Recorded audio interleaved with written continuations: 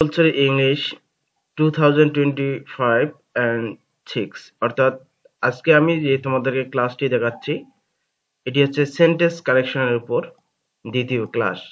তোমরা যারা এবারে 25-এর শেষে অথবা 26-এর শুরুতে অনার্সের সেকেন্ড ইয়ারে ইংলিশ পরীক্ষা দিবা, তোমাদের জন্য আজকে সেন্টেন্স কারেকশন ক্লাস 2 এ ধন্যবাদ জানাচ্ছি।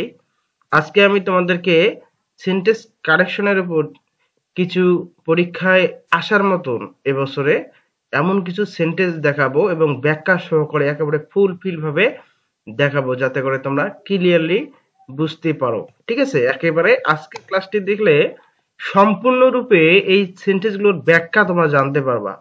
ঠিক আছে, তো আশা করি ক্লাসটিতে তোমরা মনোযোগী হবা এবং যারা নতুন আমার চ্যানেলটিকে সাবস্ক্রাইব করবা, যারা Facebook page learn with Rabi Facebook page থেকে দেখতেছো আমার পেজটিতেও ফলো দিয়ে রাখবা, কারণ আমি আমার এই ইউটিউব চ্যানেল এবং ফেসবুক পেজ দুটিতেই ক্লাসগুলো দিচ্ছি। ঠিক আছে, তো আমি সর্বপ্রথম তোমাদেরকে একটি সেন্টেন্স দিয়েছি, do the work like I do it. দেখো, তোমাদের এর ব্যাখ্যা হচ্ছে বাক্যের মধ্যে লাইক থাকলে অ্যাজ বসাতে হবে, আবার অ্যাজ থাকলে লাইক বসাতে হবে। এটাই হচ্ছে তোমার এই বাক্যটির বৈশিষ্ট্য। এই বাক্যে যদি তোমরা লাইক দেখো তাহলে তোমাদেরকে অ্যাজ বসাতে হবে, আর যদি অ্যাজ থাকে অবশ্যই লাইক বসাতে হবে। তোমাদের কখন বসাতে হবে? যখন তোমাদের সেন্টেন্স কারেকশন করতে হবে তোমাদের এক্সামে, তোমরা প্র্যাকটিস করে নেবা। ঠিক আছে, তাহলে do the work like I do it. ঠিক আছে, তো লাইকের জায়গায় তোমরা অ্যাজ বসাবা। ঠিক আছে, এরপরে 2 নম্বরে আমি দিয়েছি I read the poetry of Nazrul. ঠিক আছে, এর ব্যাখ্যা হচ্ছে বাক্যের মধ্যে পোয়েট্রি থাকলে পোয়েম বসাতে হবে। এই পোয়েট্রি আর পোয়েমের একটু বিস্তারিত যদি আমরা আলোচনা করি তাহলে তোমরা লক্ষ্য করতে পারবা এবং বিষয়টি ক্লিয়ার হয়ে যাবে।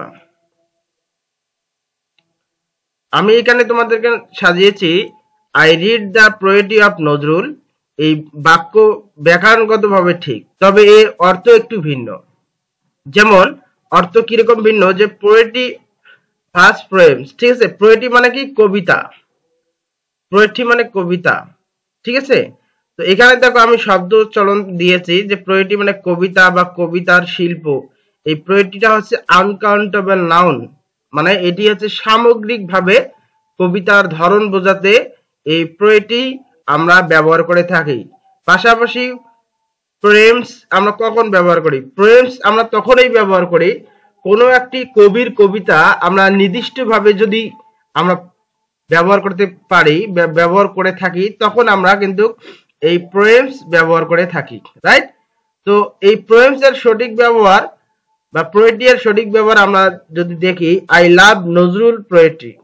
ঠিক আছে, অর্থ হচ্ছে আমি নজরুলের কবিতার ধরন বা কার্যশৈলী পছন্দ করি। He is a master of poetry, তিনি কবিতার শিল্পে একজন মাস্টার। ঠিক আছে, আর পোয়েম অর্থে যখন আমরা ব্যবহার করব, I read the poems of Nazrul, অর্থাৎ আমি নজরুলের একাধিক কবিতা পড়েছি। ঠিক আছে, অর্থাৎ নির্দিষ্ট করে যদি বোঝায় সেক্ষেত্রে কিন্তু আমরা পোয়েমস অবশ্যই ব্যবহার করব। So she wrote many poems, সে অনেক কবিতা লিখেছে। ঠিক আছে, তার মানে সে লিখেছে, তার মানে নির্দিষ্ট করে আমরা এখানে বলতেছি। আর নির্দিষ্ট করে এখানে বলতে গেলে আমাদের পোয়েমস ব্যবহার করতে হবে। ঠিক আছে, এরপরে আমরা 3 নম্বরে আসি। 3 নম্বরে বলতেছে অলওয়েজ স্পিক দ্য ট্রুথ। দেখো, বাক্যের মধ্যে এই যে ট্রুথ কথাটা রয়েছে, ঠিক আছে, এই ট্রুথ এর বহুল ব্যবহৃত হয়। ট্রুথটা এখানে আমি ব্যাখ্যা দিয়েছি এটি চিরন্তন সত্য প্রবাদ, তাই এখানে আর্টিকেল দা বসা হয়েছে। কিন্তু এই ট্রুথ এর এই বাক্যটির আমরা যদি একটু বিস্তারিত আলোচনা করি তাহলে তোমরা আরো ক্লিয়ার হতে পারবা যে কেন আমরা এই ট্রুথের আগে দাটা বসাইলাম। ঠিক আছে, দা ট্রুথ একটি চিরন্তন সত্য বা ইউনিভার্সাল ট্রুথ এবং নির্দিষ্ট ধারণা বোঝাতে এই ট্রুথ আমরা ব্যবহার করে থাকি। মানে দা ট্রুথ, ট্রুথ মানে সত্য, এটি অ্যাবস্ট্রাক্ট নাউন যার আগে সাধারণত আর্টিকেল বসে না। শুধু যখন আমরা ট্রুথ ব্যবহার করব ট্রুথ, তখন কিন্তু আমরা এর আগে আর্টিকেল ব্যবহার করতে পারি না, কেননা এটি হচ্ছে অ্যাবস্ট্রাক্ট নাউন, আর অ্যাবস্ট্রাক্ট নাউনের উপর আর্টিকেল বসে না। সামনে, ঠিক আছে। কিন্তু আমরা আর্টিকেল কখন বসাবো? যখন দেখবো যে নির্দিষ্ট বা বিশেষ কোনো সত্য বোঝায়, তখন তার আগে আর্টিকেল হিসেবে আমরা দা ব্যবহার করব, ঠিক আছে। তার আগে আর্টিকেল হিসেবে আমরা দা ব্যবহার করব। আমরা যদি এক্সাম্পল দেই যে অলওয়েজ স্পিক দ্য ট্রুথ, তার মানে চিরন্তন সত্যকে অনুসরণ করার নির্দেশ করতেছে, তাই আমরা এখানে দা বসিয়েছি। চিরন্তন সত্যকে অনুসরণ করার নির্দেশ করার জন্য আমরা এই আর্টিকেল আমরা বসিয়েছি। আমরা রুলস যদি দেখি, যখন ট্রুথ, অনেস্টি, জাস্টিস, বিউটি, ইটিস এই ধরনের যে ওয়ার্ডগুলো রয়েছে, এই ধরনের ওয়ার্ডগুলো যখন থাকবে, অবশ্যই এই ধরনের ওয়ার্ডগুলো হচ্ছে কি অ্যাবস্ট্রাক্ট নাউন। কোনো নির্দিষ্ট বা চিরন্তন সত্য বোঝায়, তখন তার আগে দা বসাতে হবে। এই ওয়ার্ডগুলো যখন কোনো নির্দিষ্টতা বোঝায়, চিরন্তন সত্য বোঝায়, তখন কিন্তু তোমরা অবশ্যই এই ওয়ার্ডগুলোর সামনে দা বসাবা, তাহলে এটি পরিপূর্ণতা পায়, ঠিক আছে। আচ্ছা, এরপরে আমরা 4 নম্বরে আসি। 4 নম্বরে বলতেছে যে হি speak English like the English, মানে সে এমন ভাবে ইংরেজি বলে যেন সে সত্যি একজন ইংরেজ। He speak English like the English, সে এমন ভাবে ইংরেজি বলতেছে বা বলে যেন সে সত্যি একজন ইংরেজ। দেখো, এই যে ইংরেজ, শুধু ইংলিশের ক্ষেত্রে কখনো দা বসবে না, কিন্তু যখন জাতি বোঝাবে, ঠিক আছে, যখন জাতি বোঝাবে, জাতির ক্ষেত্রে আর্টিকেল দা বসাতে হবে, ঠিক আছে। কোন বিশেষ জাতি বোঝালে সবসময় আর্টিকেল দা বসে। তো এখানে আমি দিয়েছি ব্যাখ্যা যে ভাষার আগে আর্টিকেল বসে না, কিন্তু জাতির আগে আর্টিকেল বসাতে হয়। আমরা যদি এর বিস্তার আলোচনা করতে যাই, ব্যাখ্যা হলো দা ইংলিশ, অর্থাৎ এখানে দা ইংলিশ বোঝানো হয়েছে ইংরেজ জাতি বা লোকজন। এটি একটি নির্দিষ্ট জাতিগোষ্ঠী বা জাতির পরিচয় বোঝাতে ব্যবহৃত হয়, ঠিক আছে। এর রুলসটা হলো যখন কোনো ন্যাশনালিটি অ্যাডজেক্টিভ যেমন English, France, Japan, China etc এর আগে দা বসাতে হবে, তখন সেই জাতির মানুষদের বোঝায়, ঠিক আছে। তখন জাতির মানুষদেরই কে বোঝায়, সুতরাং তখন এটা হয়ে যায় প্লুরাল বা বহুবচন হিসেবে কাজ করে, সেক্ষেত্রে আমরা দা ব্যবহার করব, ঠিক আছে। আমি এখানে কিছু এক্সাম্পল দিয়েছি। He speak France like the France, তার মানে ফ্রান্সরা কথা বলতেছে, ঠিক আছে। সে ফরাসিদের মতো ফরাসি বলতে পারে, ঠিক আছে। সে ফরাসির মতো ফরাসি বলতে পারে, তার মানে এই যে ফরাসিটা, দা ফরাসিটা হচ্ছে একটা জাতি, ঠিক আছে। এটা কিন্তু ফরাসিকে বোঝাচ্ছে, একজন ফরাসিকে বোঝাচ্ছে। আর এই যে দা ফ্রান্স, মানে এটা কি ফ্রান্সদেরকে বোঝাচ্ছে, রাইট, মানে ফরাসিদেরকে বোঝাচ্ছে, রাইট, মানে জাতি। তারপরে এখানে দেওয়া আছে দা জাপানিজ আর ভেরি পলিট, জাপানিরা খুব ভদ্র, ঠিক আছে। জাপানিরা খুব ভদ্র। এই যে দা জাপানিজ, তার মানে এখানে জাতি বোঝাতে দা জাপানিজ ব্যবহার করা হয়েছে। I like the country of the Chinese, ঠিক আছে। I like the country of Chinese, তো এখানে বলতেছে I like the culture of the Chinese, ঠিক আছে। আমি চাইনিজদের সংস্কৃতি ভালোবাসি, তার মানে কাদের সংস্কৃতি? চাইনিজদের। চাইনিজদের বলতে একটা জাতিকে বোঝানো হচ্ছে, আর জাতি বোঝালে অবশ্যই তোমাদেরকে দা ব্যবহার করতে হবে। আশা করি তোমরা এই দার ব্যবহারটা এখানে বুঝতে পেরেছো। এরপরে আসি 5 নম্বরে, ঠিক আছে। 5 নম্বরে বলতেছে যে হি গিভ ফলস উইটনেস। তোমরা জানো যে উইটনেস মানে কি? উইটনেস মানে হচ্ছে সাক্ষী, ঠিক আছে, কিন্তু সামনে দিয়েছে ফলস, তার মানে এখানে মিথ্যা সাক্ষী ব্যাখ্যা করতেছে, ঠিক আছে। অর্থাৎ সে মিথ্যা সাক্ষ্য দিয়েছে, ঠিক আছে। ব্যাখ্যা হচ্ছে বাক্যের মধ্যে উইটনেস থাকলে এভিডেন্স বসাতে হয়। কেন বাক্যের মধ্যে উইটনেস থাকলে এভিডেন্স বসাতে হয়, সেটির ফুল ব্যাখ্যা এখন আমরা দেখব। হি গিভস ফলস উইটনেস, সে মিথ্যা সাক্ষী দিয়েছে। এখন প্রশ্ন হলো এখানে ফলস উইটনেস ঠিক আছে নাকি এ ফলস উইটনেস বা ফলস এভিডেন্স বসানো উচিত ছিল, ঠিক আছে। আমরা কিন্তু ফলস এভিডেন্স এখানে বসাতে পারি, ঠিক আছে। এভিডেন্স মানে কি? প্রমাণ সহ সাক্ষ্য, ঠিক আছে। তার মানে আমরা যদি বিশ্লেষণ করি যে উইটনেস শব্দটি দুই ভাবে ব্যবহার করা যায়।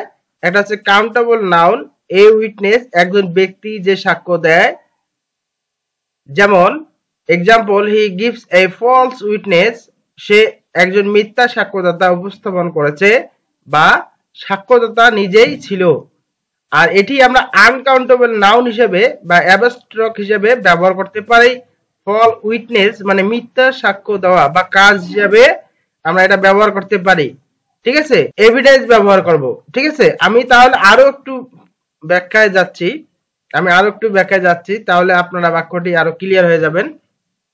যেমন হি গিভস ফল উইটনেস ব্যাকরণগতভাবে ঠিক, অ্যাবস্ট্রাক্ট ইকুইন্সটিফিয়াবল অর্থে ব্যবহার হয়েছে। যেমন বাইবেল লিগ্যাল ভাষায় প্রচলিত do not bear false witness again your neighbour, এখানে ফল উইটনেস মানে মিথ্যা সাক্ষ্য, ঠিক আছে। আপনি চাইলে এইভাবে রূপান্তর করতে পারেন। যেমন হি গিভস ফল উইটনেস, সে মিথ্যা সাক্ষ্য দিয়েছে, এটা হচ্ছে অ্যাবস্ট্রাক্ট সেন্স থেকে এটা বলা হচ্ছে। হি গিভস এ ফল উইটনেস, সে একজন মিথ্যা সাক্ষ্য দিয়েছে।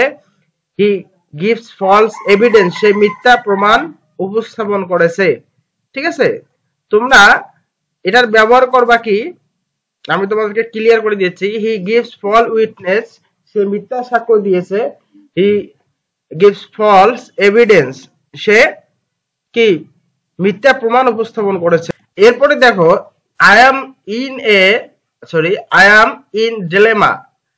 দেখো এখানে আমি তোমাদেরকে ব্যাখ্যা সহকারে দিয়েছি। বাক্যের মধ্যে কিছু কিছু শব্দ আছে যেগুলো সমষ্টিগতভাবে অর্থ দেয়। যেমন ইন এ ডিলেমা মানে দ্বিধার মধ্যে, ইন এ ডিলেমা মানে দ্বিধার মধ্যে। ইন এ হারি মানে তাড়াহুড়া করা। ইন এ নটসেল মানে সংক্ষেপে। ইন এ টেম্পার মানে মেজাজে থাকা।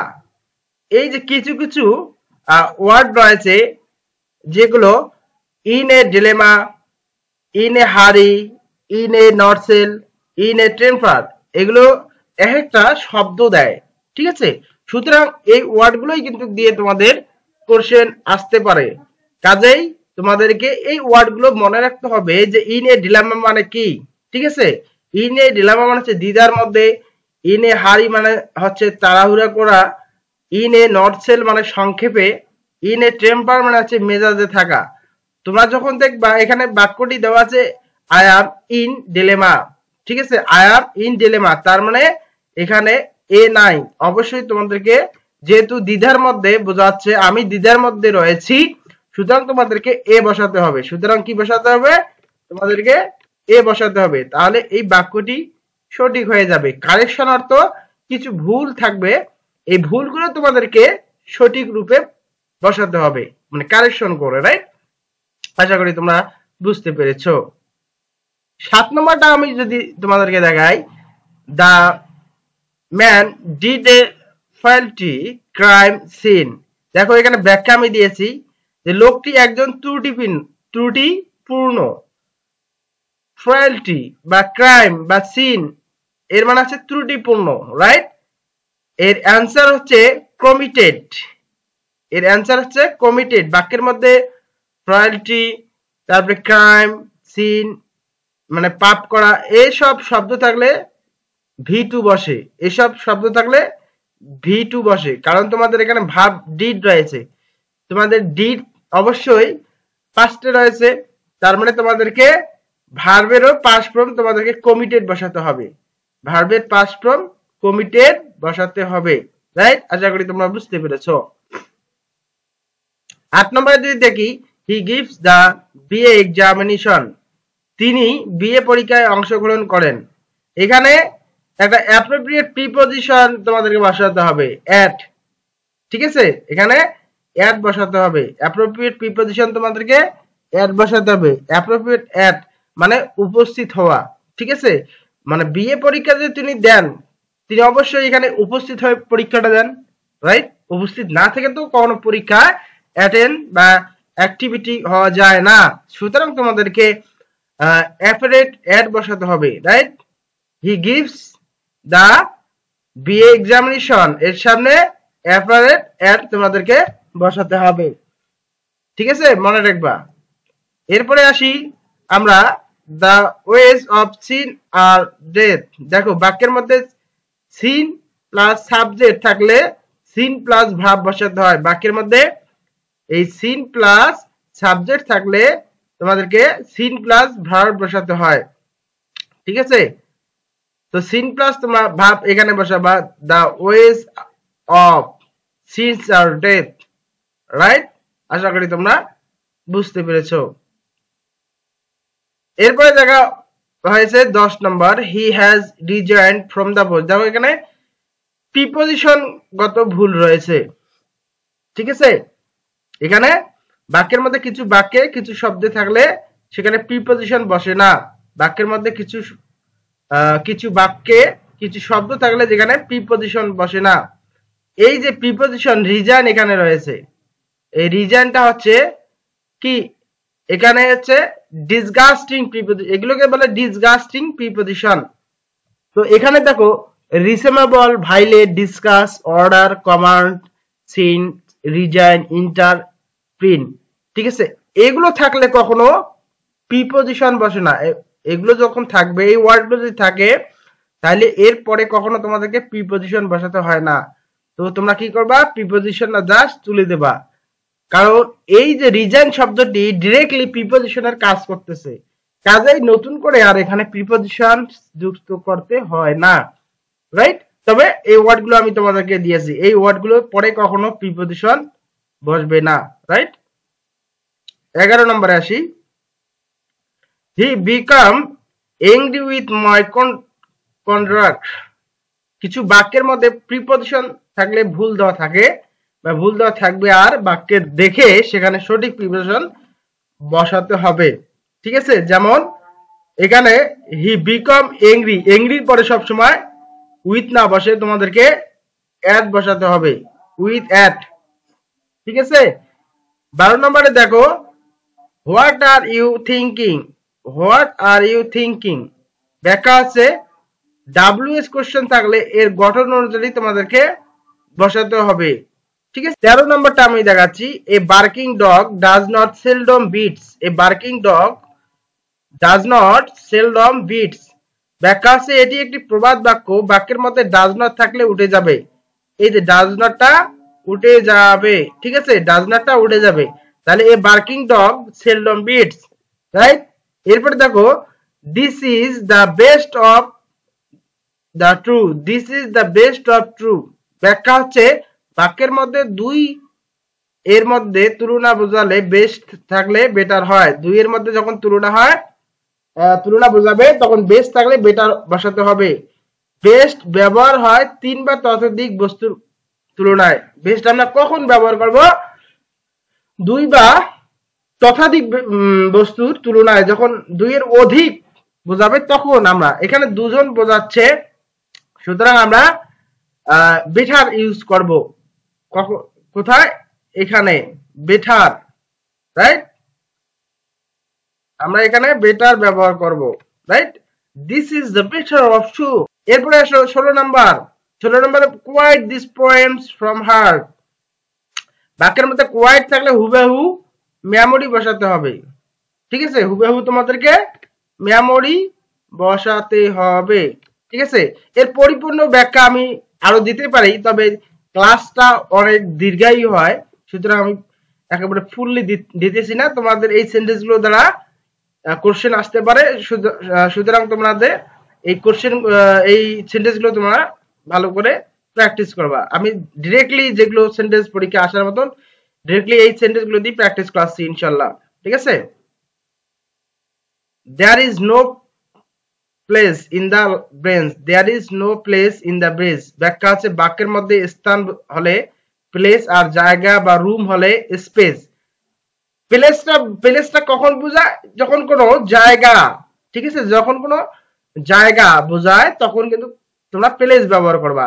আর রুমের মধ্যে হলে, ঠিক আছে, একটা ঘরের মধ্যে হলে তখন তোমাদেরকে ব্যবহার করতে হবে স্পেস। আশা করি তোমরা বুঝতে পেরেছো। এরপরে the weather of Cox's Bazar is very healthy, the weather of Cox's Bazar is very healthy. দেখো বাক্যের মধ্যে সময় বোঝালে ওয়েদার, আর তা না হলে ক্লাইমেট বসাতে হয়। বাক্যের মধ্যে সময় যখন বোঝায় তখন আমরা কি ওয়েদার ব্যবহার করব, ঠিক আছে? কখন ওয়েদার ব্যবহার করব? যখন বাক্যের মধ্যে সময় ব্যবহার করবে তখন ওয়েদার ব্যবহার করব, আর সময় যদি ব্যবহার না বোঝায় তখন আমরা ক্লাইমেট ব্যবহার করব। আশা করি তোমরা বুঝতে পেরেছো। 1980 বলতেছে he is devoted to smoking. He is devoted to smoking, তার মানে এখানে বলছে কোনো কিছুতে আসক্ত বোঝালে এডিক্টেড টু বসাতে হয়। এখানে দেখো স্মোকিং তার মানে ধূমপান, ঠিক আছে? এই নেশা জাতীয় যেগুলো রয়েছে এগুলোতে যারা আসক্ত হয়, আর যখন আসক্ত বোঝায় তখন এডিক্টেড টু তোমাদেরকে বসাতে হবে, ঠিক আছে? তখন আমরা কি বসাবো? Addicted two. ডিভোটেড টু এর জায়গায় আমরা জাস্ট এডিক্টেড টু বসাবো, কারণ এডিক্টেড টু মানে হচ্ছে আসক্ত হওয়া, ঠিক আছে? He is addicted to smoking. He tall as if he is a learned man. এর ব্যাখ্যা হচ্ছে বাক্যের মধ্যে অ্যাজ ডো থাকলে অ্যাজ ইফ, অ্যাজ ডো বা অ্যাজ ইফ থাকলে বি ভার্ব ওয়ার বসাতে হয়, ঠিক আছে? এখানে অ্যাজ রয়েছে, এখানে অ্যাজ ইফ রয়েছে। আমি কি বলেছি? বাক্যের মধ্যে যদি অ্যাজ ইফ থাকে তাহলে বি ভার্ব ওয়ার বসাতে হয়, ঠিক আছে? তো আমরা এখানে বি ভার্ব কোথায় বসাবো? দেখো এখানে ইজ রয়েছে, হি ওয়ার, এখানে বসাতে হবে হি ওয়ার। বি ভার্বটা কি? বি ভার্ব কিন্তু ওয়ার হয়, রাইট? শুধু বি ভার্ব যে এম ইজ আর তা না, এখানে ওয়ারও বসাতে পারি। হি ওয়ার এ লার্নড ম্যান। এরপরে 21 নম্বরটা, this is a nice poems. বাক্যের শেষনে পোয়েমের আগে প্রাইস অফ বসাতে হয়। বাক্যের শেষনে কি? পোয়েমের আগে প্রাইস অফ বসাতে হয়। প্রাইস অফ তার মানে প্রাইস অফ আমরা এখানে বসাই দেব, তাহলে এই বাক্যটি সঠিক হয়ে যাবে। 22 নম্বরটা একটু আমি বিস্তারিত ব্যাখ্যা দেব, কারণ এটি হচ্ছে আজকের এই ক্লাসের শেষ সেন্টেন্স। এর ব্যাখ্যাটি যদি তোমরা বুঝতে পারো সত্যিকার অর্থে ফিউচারে তোমরা ব্যাপক কাজে লাগাতে পারবা, ঠিক আছে? যেমন এখানে বলতেছে it is a true fast. আমি 22 নম্বরটা দেখাচ্ছি। তো এখানে দেখো ফাস্ট শব্দটি এখানে নাউন, এই যে এখানে রয়েছে ফাস্ট, এই ফাস্টটা হচ্ছে একটা নাউন, ঠিক আছে? ফাস্টটা হচ্ছে কি? একটা নাউন। নাউন অর্থে মানে উপবাস, F A S T, F A S T মানে ফাস্ট।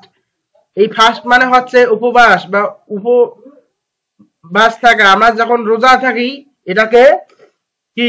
উপবাস বলা হয়।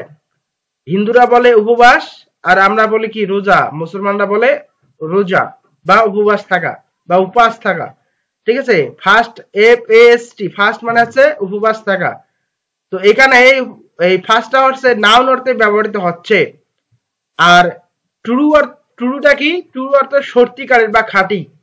তাই এ ট্রু ফাস্ট মানে হচ্ছে একটি সত্যিকারের উপবাস, অর্থাৎ কেউ যদি নিয়ম অনুযায়ী কোনো উপবাস পালন করে তা বোঝাতে এই বাক্যটি ব্যবহারযোগ্য ও সঠিক। মানে এ ট্রু ফাস্ট আমরা কখন ব্যবহার করব? সত্যিকার অর্থে যখন আমরা উপবাস থাকব নিয়ম অনুযায়ী, ঠিক আছে? সৃষ্টিকর্তাকে মনে রেখে যখন আমরা উপবাস থাকব তখন কিন্তু আমরা এ ট্রু ফাস্ট এটা ব্যবহার করব। কিন্তু আমরা সারাদিন উপবাস থাকলাম কিন্তু আমরা অন্য কিছু পান করলাম, যেমন পানি বা দুধ পান করলাম, সেক্ষেত্রে কিন্তু আমরা এ ট্রু ফাস্ট ব্যবহার করব না, শুধু ট্রু ফাস্ট, ঠিক আছে? এই বিষয়গুলো তোমরা কিন্তু অবশ্যই আস্তে আস্তে বুঝবা, ঠিক আছে? এরপরে দেখো আমি আরো বিস্তারিত আলোচনা করেছি এই বিষয়টা নিয়ে, কারণ এই বিষয়টা সেনসিটিভ। অর্থাৎ এটি একটি সত্যিকারের উপবাস। ব্যাখ্যা: কেউ হয়তো শুধুমাত্র না খেয়ে থেকেছে কিন্তু পানি পান করেছে, তাকে বলা যায় ফলস ফাস্ট, তার মানে কি? মিথ্যা উপবাস। আর কেউ পুরো নিয়ম মেনে উপবাস করেছে তাকে বলা হয় ট্রু ফাস্ট, তার মানে সত্য উপবাস। আবার কিছু প্রাসঙ্গিক বা উন্নত বাক্য আমরা যদি দেখি, এ অবজার্ভ এ ট্রু ফাস্ট, অর্থাৎ সে একটি খাঁটি উপবাস পালন করেছে। দেখো ধর্মীয় ক্ষেত্রে কিন্তু অবজার্ভ এই কথাটা অবজার্ভ এই কথাটা কিন্তু আমরা ব্যাপক আলোচনা করে থাকি। ধর্মীয় ক্ষেত্রে এই কথাটা ব্যাপকভাবে আলোচিত। অর্থাৎ সে একটি খাঁটি উপবাস করেছে। ব্যাখ্যা অবজার্ভ অবজার্ভ মানে হচ্ছে পালন করা। ধর্মীয় অনুষ্ঠান বা নিয়ম মেনে চলার ক্ষেত্রে অবজার্ভ খুবই উপযুক্ত ভার্ব। ঠিক আছে।